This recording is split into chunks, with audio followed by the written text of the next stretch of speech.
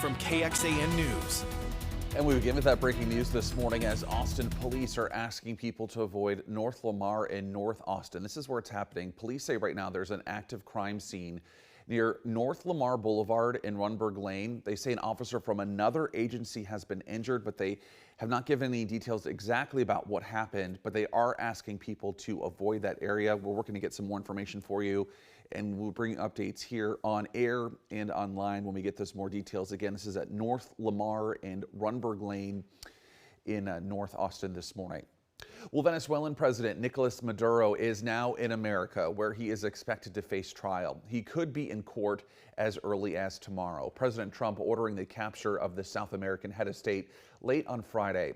And during a news conference yesterday at his Florida home, President Trump laid out the details of that strike. He said Maduro and his wife, Celia Flores, were flown by helicopter to a U.S. warship. Trump described Maduro as being highly guarded in a presidential palace that was a heavily fortified military fortress in the heart of Caracas. The president said Maduro had nearly made it to a safe room inside his home, although he was unable to close it. In an interview earlier Saturday morning on Fox and Friends, Trump said that American forces were armed with massive blowtorches, which they would have used to cut through steel walls had Maduro locked himself inside that room. Now, he posted on Truth Social a photo of the Venezuelan leader wearing, you can see there, a gray sweatsuit, protective headphones, and a blindfold.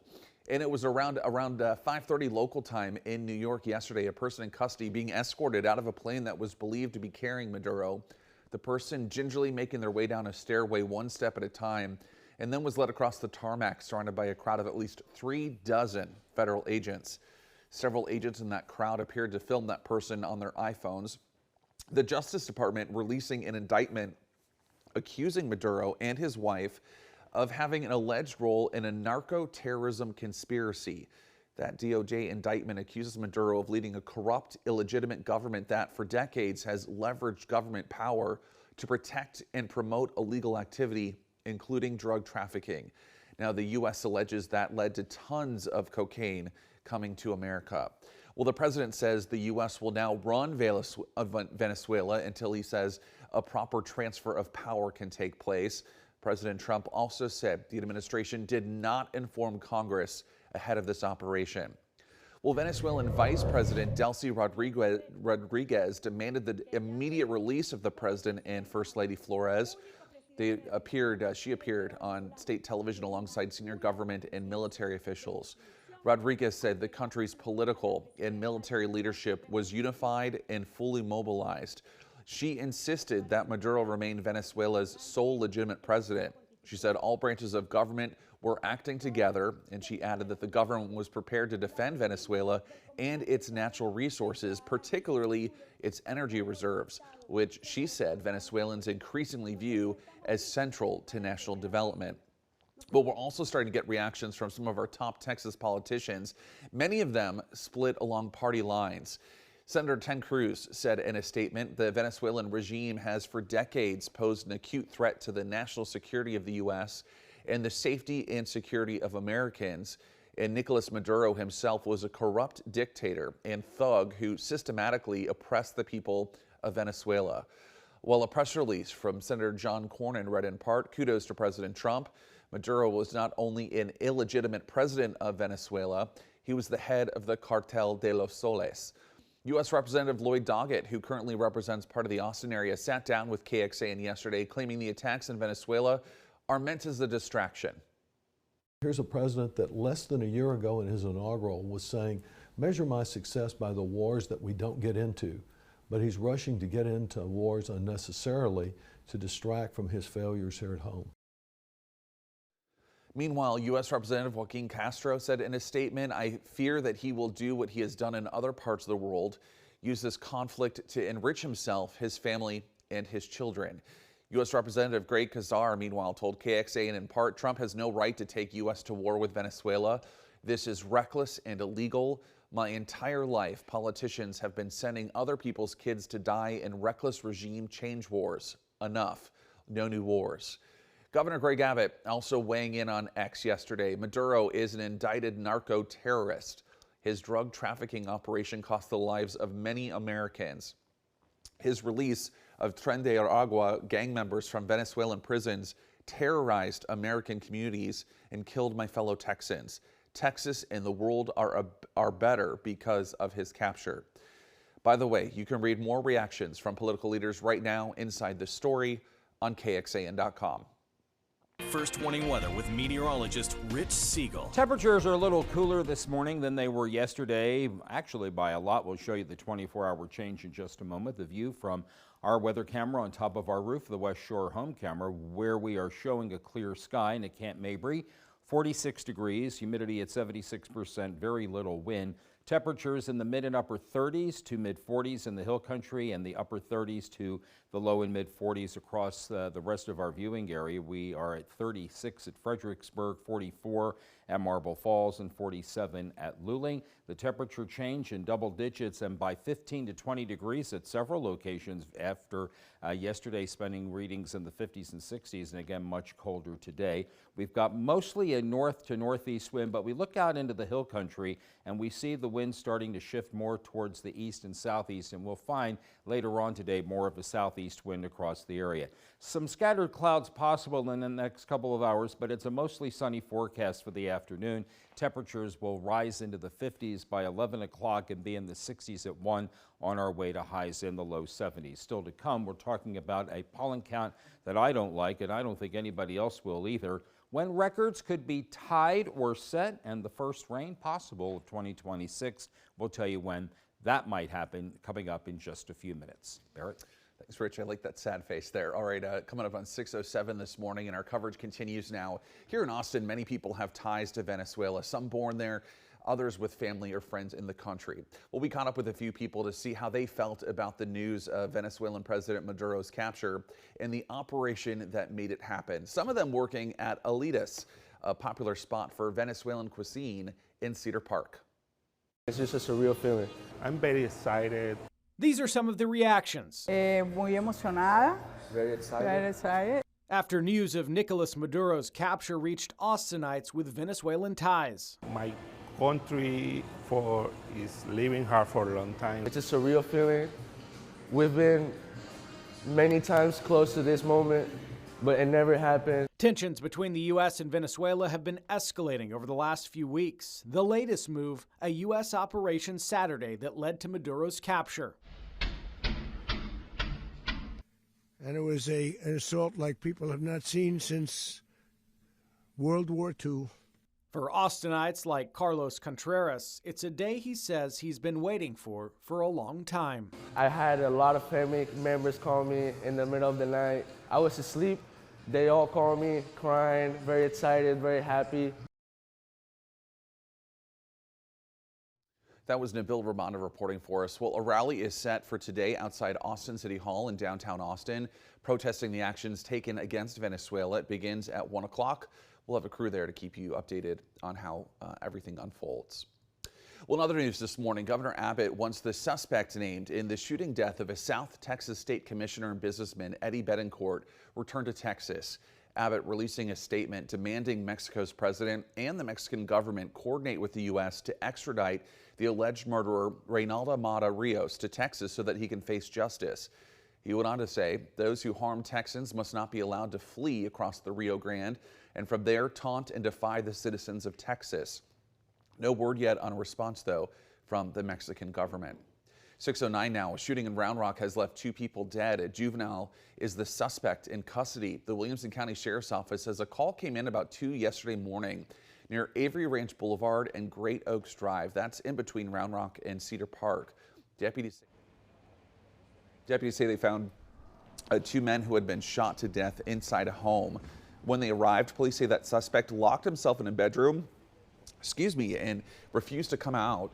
But later, they took that juvenile into custody. Deputies have not revealed that suspect's relationship to those who have been killed, but say the suspect lived in that home and that there is no threat to the public. The motive note right now is still unknown. All right, if you're headed outside this morning, you're going to notice a little cooler than yesterday. It feels real good this morning. It feels really nice. Had the sunroof open on the way in. Did you? Yeah. That's nice. Temperatures will be a tad lower today, but still unseasonably warm. We'll check the downtown forecast for you, and we'll show some scattered clouds during the mid-morning, and then we see them clear out, and by the afternoon we're already in the 60s on our way to highs in the low 70s. Pollen count comes up in the next segment. You know, the pollen, it is out. It's affecting me already. I'm sure it is. It is bad out there right now. Yeah, it is. Even Bailey is sneezing. My little sweet angel of a golden retriever. Oh, poor baby. I know. All right, we got more news coming up, including this. Thank you, Noah. Beautiful morning out there this morning. Actually took a little longer in the dog walk. Kind of just appreciated what January feels a little closer like than what we've been dealing with. What time do you have to get up to walk Bailey when you work this shift? Well, I usually wake up at like 2-ish, but she's used to it. She wakes me up usually and like staring at me like, why are we not going outside? So I have no complaints. I'm a morning person anyway. Yeah. It's nice to get your day started, have that coffee, the peacefulness of it all. It's nice and peaceful in here too. Yeah. When you get in at 4 o'clock, there's only one person in the building. That's true. Besides me. So That's true. Our producer. Good morning, Brad. We have another nice day expected across the area. The wind speeds will be much lower today than they were yesterday. We had gusts into the mid and upper teens to low and mid 20s, but now we have a gentle breeze, as you can see with the flags on the mast at the Allied Medical Emergency Room location in Bastrop, and there's very little traffic on 71. All right. Cedar pollen this morning is high. Yesterday, 1,371 grains per cubic meter of air this morning. 2,206, so nearly doubled what we had yesterday. There was a point during the afternoon and evening where meteorologist Tommy House counted more than 5,000 pollens, and that took the category from high to very high, but it's at high levels versus where we were yesterday in terms of the trend, with the number being a little higher this morning.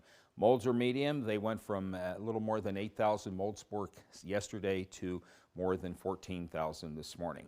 High pressure is over southeast Oklahoma and far northeast Texas today, ridging back into central Texas to provide the northeast wind. But as we showed you at the top of the show, the winds are starting to shift out in the hill country, more of an east to southeast wind expected later on today. Another quiet morning and a quiet afternoon with some passing fair weather clouds expected in the west to east flow aloft. Tonight will be clear, but then we'll see increasing clouds overnight and potential fog as well in some areas east of I-35 tomorrow morning, and then a mostly cloudy sky for most of the area on Monday afternoon. We'll see a brief clearing Monday night, but Tuesday morning a mostly cloudy sky, and then we'll see rapid clearing, and that may help lead to a record. More on that in a moment. Today our high temperatures will be in the low to mid 70s. They'll be, I think, more low 70s than mid 70s. These are yesterday's highs. Sorry. Yesterday's highs were in the low to mid 70s with a few upper 70s in parts of Hays, Caldwell, and Bastrop counties. Now, here are today's highs, a few in the upper 60s and many in the lower 70s as a result of the cooler start that we are having today. Overnight low temperatures will be much warmer tomorrow. We'll be in the 40s and 50s with the clouds and the fog. And then we've got potential records coming. Yes, more January heat records this early in the year. Tuesday, we're forecasting a high of 84, which would tie a record last set in 1989. Wednesday, we're forecasting a high of 82, which would set a record last set in 2008. Muggy meter will be comfortable again today. We see the humidity start to rise a little bit. We'll have one system come through the area leading to some lower humidity by the time we get to Tuesday, Wednesday, and then a late week cold front. We'll show you that coming up in the next half hour. From the First Warning Weather Center, mostly sunny today. High 72, northeast wind this morning to a southeast wind this afternoon. In the morning, 51. 76, breezy southerly winds on Monday afternoon. 84 Tuesday, 82 on Wednesday. Now this 20% chance of rain, that is actually coming on Tuesday, or rather Wednesday night into Thursday, and then the front comes in. There could be some rain along and ahead of it on Thursday night into Friday morning, and we'll notice the effects of that front as we get into the next weekend with highs in the 60s on Saturday and Sunday. Barrett? All right, thank you, Rich. 6:19 now this morning, and the National Park Service says parts of Big Bend is out of water, and it's due to a broken water pump. Officials say that the pump that supplies Chisos Basin has failed completely, leaving that part of the park without usable water. The park enacted Stage 2 water restrictions and warned that it will not be fixed for multiple weeks, but that it could take longer. And today is the final day of the Austin Card Show. It's taking place at the Palmer Event Center in Austin. and it features more than 375 tables of cards, memorabilia, and collectibles. The show runs today from 10 to 5 if you want to check it out. All right, still ahead this morning on KXAN News Today. Congresswoman Marjorie Taylor Greene is leaving her office ahead of schedule. Why she said it is time for her to step down. That is coming up. Good morning. Welcome back to KXAN News Day 623 this morning. Right now, you're taking a live picture at a police scene in North Austin. This is unfolding this morning at North Lamar and Runberg Lane. Police tweeting just after 2 o'clock this morning that an officer from another agency was injured in some type of incident that happened there. You can see what looks like broken glass, and there's that crime scene tape. There's a strip mall right in that area. Police are expected to give us an update here a little bit later this morning, but we're continuing to follow this. Again, just giving you an idea of where this is. North Lamar Boulevard at Runberg Lane. This has been unfolding since about 2 o'clock this morning, so we're about hour 4 of this going on. Austin police only saying an officer from another agency was hurt. They are asking people to avoid this area.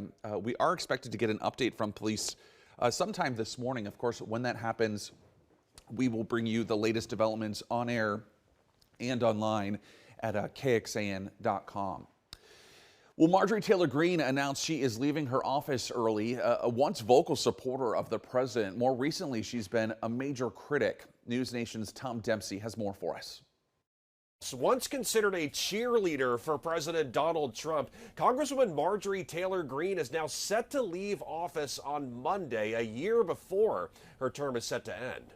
I'll be resigning from office, with my last day being January 5th, 2026, and I look forward to seeing many of you again sometime in the future.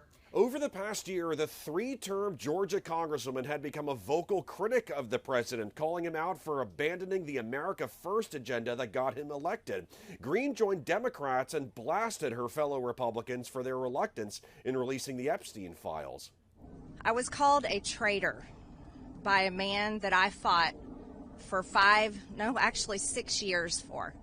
And I gave him my loyalty for free.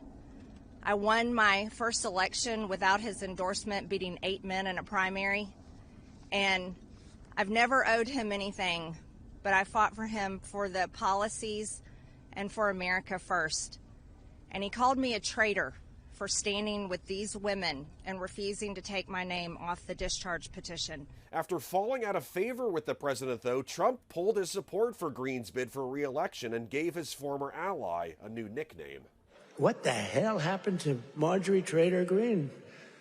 It's unbelievable, but she dropped out because I wasn't going to endorse her, and the person I would have endorsed was going to kill her in the polls. So she dropped out.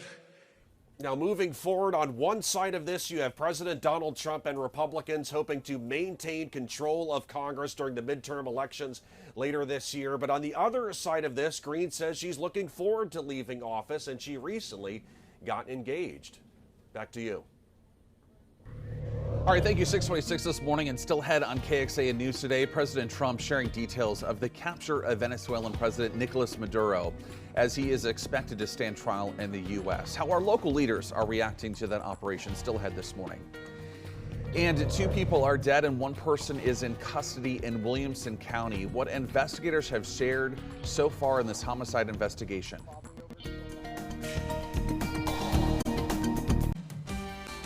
In-depth, investigative. This is KXAN News Today. Good morning. Thanks for starting your Sunday with us. We begin with some breaking news that we're continuing to follow this morning. You're taking a look at live pictures right now. This is on North Lamar Boulevard and Runberg Lane. This is in North Austin. Austin police say there's a heavy police presence in this area, particularly at the strip mall that is there. And all we know right now from police is unfolded around 2 o'clock this morning. It's about 4.5 hours ago. And they say an officer from another agency was injured. They did not give any details yet what exactly happened or what unfolded, but you can see the crime scene texts are out there this morning. They're asking people to avoid this area. We know that we are supposed to be getting an update from police here shortly. We just don't know when that might happen. Of course, we'll bring it to you on air and online. But again, this is at North Lamar Boulevard and Runberg Lane in North Austin, where an officer was injured in some type of incident from another agency earlier this morning. So we'll continue to follow the latest on that and bring you any updates as we have them. Now, the other big story this morning, Venezuelan President Nicolas Maduro now in America, where he is expected to face trial. Good morning. Thank you for joining us this morning. I'm Barrett Tryon. Well, President Trump ordering the capture of the South American head of state late Friday night. And during a news conference just yesterday at his Florida home, President Trump laid out the details of this strike, after which he said Maduro and his wife, Celia Flores, were flown by a helicopter to a U.S. warship. Trump described Maduro as being highly guarded in his presidential palace that was a heavily fortified military fortress right in the heart of Caracas. President Trump telling reporters Maduro had nearly made it to a safe room inside his home, although he was actually unable to close it. In an interview earlier yesterday morning on Fox and Friends Weekend, President Trump said that American forces were armed with massive blowtorches, which they would have used to cut through steel walls had Maduro actually locked himself inside that room. President Trump said that Maduro and his wife were flown by helicopter to a U.S. warship. They would go on to New York to face these charges. He posted this photo on Truth Social of the Venezuelan leader wearing a gray sweatsuit there, protective headphones, and a blindfold. And it was around 5:30 local time in New York last night that a person in custody was actually escorted out of a plane that was believed to be carrying Maduro. That person making their way down a stairway one step at a time that was led across the tarmac then, surrounded by a crowd of at least 36 federal agents.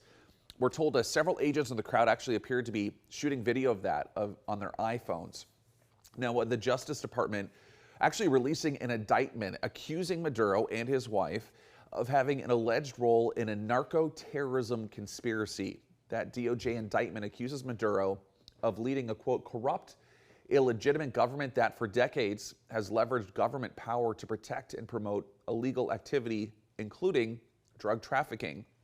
Now, the U.S. alleges that led to tons of cocaine coming to America.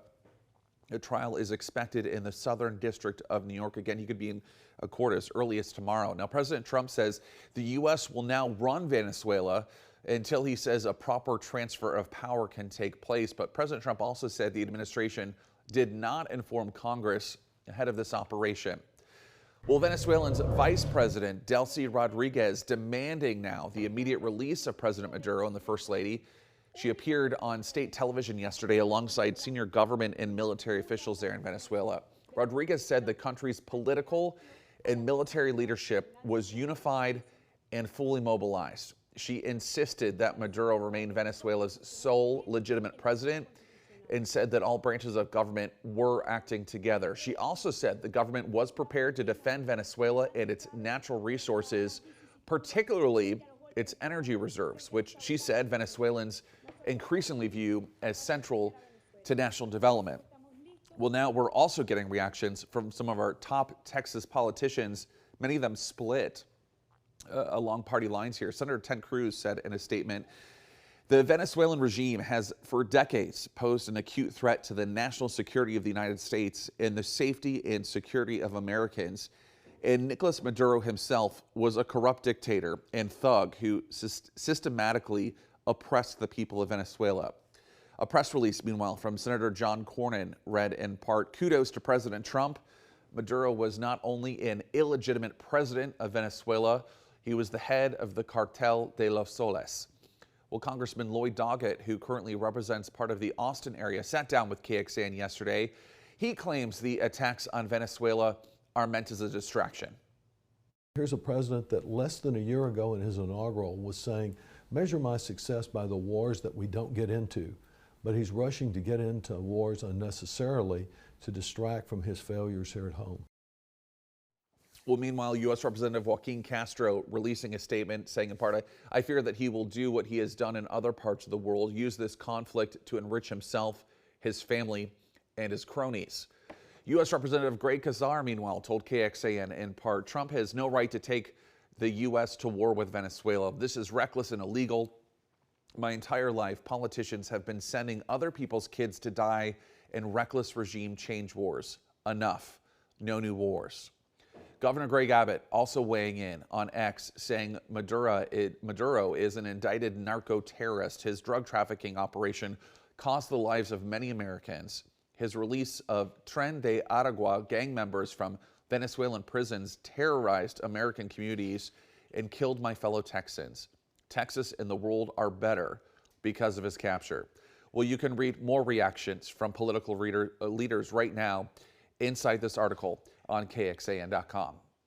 First Warning Weather with meteorologist Rich Siegel. Let's head on out to Bee Cave, take a look at what's going on the darkened sky from the covert Bee Cave Auto Mall camera out on Highway 71. Temperatures in the 30s and 40s area-wide this hour, no 50s or 60s like we had yesterday. 36 at Castell, 37 at Bertram, 38 at Richland Springs, 40 at Johnson City, and 44 at Stonewall. In Travis, Williamson, and Hayes counties, 36 at Leander, 38 at Round Rock, 46 at Lakeway, and 47 at Pflugerville. In our eastern communities this morning, 37 at Thorndale, 39 at Bastrop, 42 at Round Top, and 46 at Lockhart. We're looking at a temperature change of anywhere from 15 to up to 25 degrees. We're looking at a 24-degree temperature change at Marble Falls between 6:30 yesterday and 6:30 this morning. And so as a result, colder this morning, but only a tad cooler this afternoon. Temperatures will catch up. Will be a little bit closer to what we had yesterday for highs, but we'll get into that in our next segment. A northeast wind from I-35 eastward, but we start seeing more of an east to occasionally southeast wind in our hill country communities this morning, a sign that high pressure is slowly starting to slip off into the lower Mississippi Valley. But we'll be in the 60s for the majority of the afternoon, peaking in the low 70s during about the 3 to 4 o'clock time frame. We'll get into specifics on your hometown high temperatures and today's pollen count in just a few minutes. Barrett? Excuse me. Thanks, Rich. 6:36 now this morning, and our coverage continues. Here in Austin, of course, many people have ties to Venezuela. Some people born there, others with family or friends in the country. So we caught up with a few people to see how they felt about the news of Venezuelan President Maduro's capture in the operation that made it happen. Some of them working at one popular restaurant that serves Venezuelan cuisine. It's just a surreal feeling. I'm very excited. These are some of the reactions. Muy emocionada. Very excited. Very excited. After news of Nicolas Maduro's capture reached Austinites with Venezuelan ties. My country is living hard for a long time. It's a surreal feeling. We've been many times close to this moment, but it never happened. Tensions between the U.S. and Venezuela have been escalating over the last few weeks. The latest move, a U.S. operation Saturday that led to Maduro's capture. And it was an assault like people have not seen since World War II. For Austinites like Carlos Contreras, it's a day he says he's been waiting for a long time. I had a lot of family members call me in the middle of the night. I was asleep. They all called me crying, very excited, very happy. That was Nabil Ramada reporting. Now, a rally is set for today outside Austin City Hall in downtown Austin, protesting the actions taken against Venezuela. It will begin at 1 o'clock this afternoon. We'll have a crew there and, of course, keep you updated on what might happen. In other news this morning, Governor Abbott wants the suspect named in the shooting death of South Texas State Commissioner and businessman Eddie Betancourt returned to Texas. Abbott releasing a statement demanding Mexico's president and the Mexican government coordinate with the U.S. to extradite alleged murderer Reynaldo Mata-Rios to Texas so that he can face justice. The governor went on to say those who harm Texans must not be allowed to flee across the Rio Grande and from there taunt and defy the citizens of Texas. We have no word yet on a response from the Mexican government. Well, 2 people died after a shooting near Round Rock, and now a juvenile is in custody as that suspect. The Williamson County Sheriff's Office says a call came in around 2 yesterday morning near Avery Ranch Boulevard and Great Oaks Drive. That's in between Round Rock and Cedar Park. Deputies say they found 2 men who had been shot to death inside a home. When they arrived, police say that suspect locked himself in her bedroom and refused to come out, but later they did take that juvenile into custody. Deputies have not revealed that suspect's relationship to those who had been killed, but say that suspect did live in that home and that there is no threat to the public. Right now they're still trying to figure out a motive behind it. Coming up on 6:40 this morning, as you maybe get ready to go outside for a walk, a run, a dog walk, sit on the patio. It's cooler. It's refreshing almost outside. Yes, and the winds are lower this morning in speed. No gusty winds today like we had yesterday. I know my hair was just flapping in the wind. I saw that as you were leaving. It's like, oh my gosh, I don't want to go outside now. Let's check the 8 to 14-day temperature and precipitation outlook updated yesterday from the Climate Prediction Center. We get these updates at about 3:30 each afternoon. Now, closer to normal for our high temperatures heading to the middle of the month. Highs are the low 60s from the 11th to the 17th and lows in the low 40s.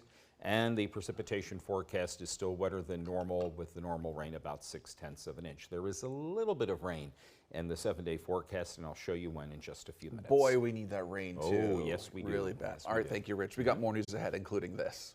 6:48 this morning, and a new year to many can, of course, mean a clean slate. But where or just how do you even take that first step? Sarah Johnson spoke with an expert who gives us some tips about taking it one step at a time.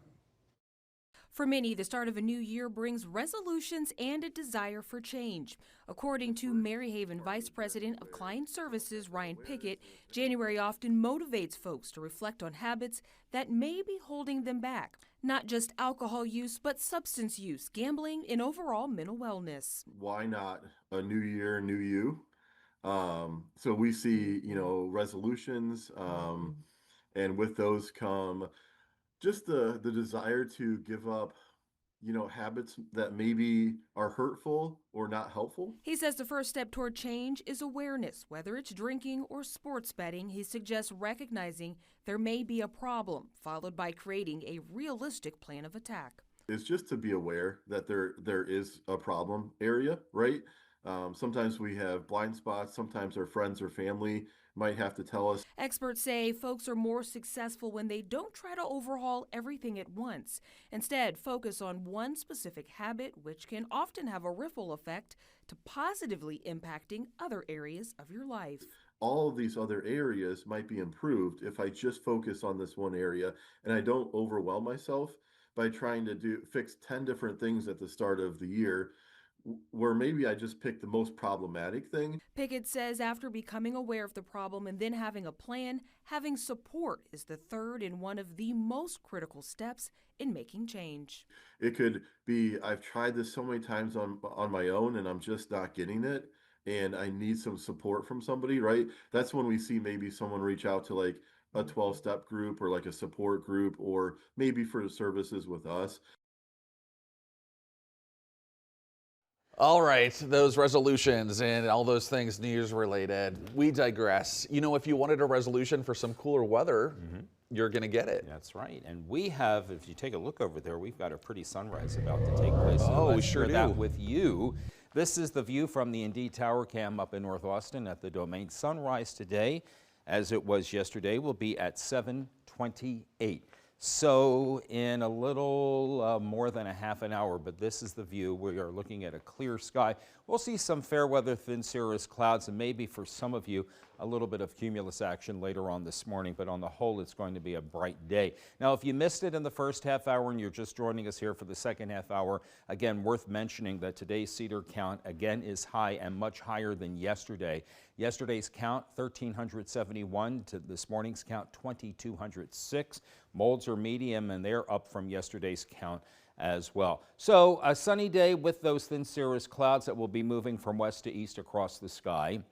We'll see a fair sky this evening, and then increasing clouds and potential fog. We could see some fog, patchy to areas of fog tomorrow morning, mainly east of the interstate, no rain.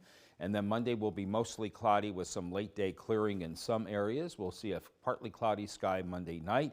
Tuesday morning, we start out with clouds, and those clouds will clear out to a sunny sky on Tuesday afternoon, which may help tie or set a record. More on that in just a moment.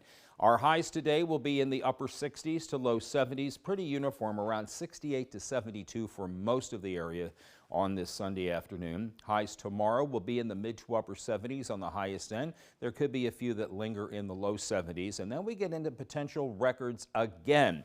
Wednesday, or rather Tuesday, we're forecasting a high of 84. That is the record for Tuesday, January 6th. The record first set in 1956 and tied in 1989. Wednesday's forecast high is 82. That would set a record. The current record for January 7th is 80, first set in 1978 and tied 30 years later. All right, watch that area of low pressure. That's going to be the next potential weather maker for us. By Wednesday, 9 o'clock, we see the upper flow coming in from the southwest to the northeast ahead of the low that will be moving through the Gulf of California, head on to Texas, and that gives us the rain potential that we have in our forecast Wednesday night into Thursday. And then there is another possible rainmaker for us, and that comes with this front. That front could trigger some rain late Thursday night into Friday morning. It will leave some cooler air for Friday afternoon. Saturday, right now, looking at a partly cloudy sky with dry air and no rain. 72 today, northeast wind this morning, southeast wind late this morning into the afternoon with speeds under 10 miles an hour. And then tomorrow morning, mostly the mid and upper 40s to low 50s. We'll be in the 70s tomorrow, the 80s Tuesday and Wednesday. This 20% chance of rain that you see for Wednesday, that's actually for the forecast Wednesday night into Thursday. 78 for the high Thursday with a little more cloud cover sticking around until the afternoon. The low 70s with that low chance of rain Friday before some clearing in the afternoon. And then Saturday we start in the 40s and end in the 60s. We'll be right back. 6:56, a live shot from the Indeed domain tower cam. Really pretty shot as you start your Sunday morning. Let's take a look at some of your headlines this morning. Venezuelan President Nicolas Maduro is now in the U.S. He's expected to stand trial. The Justice Department released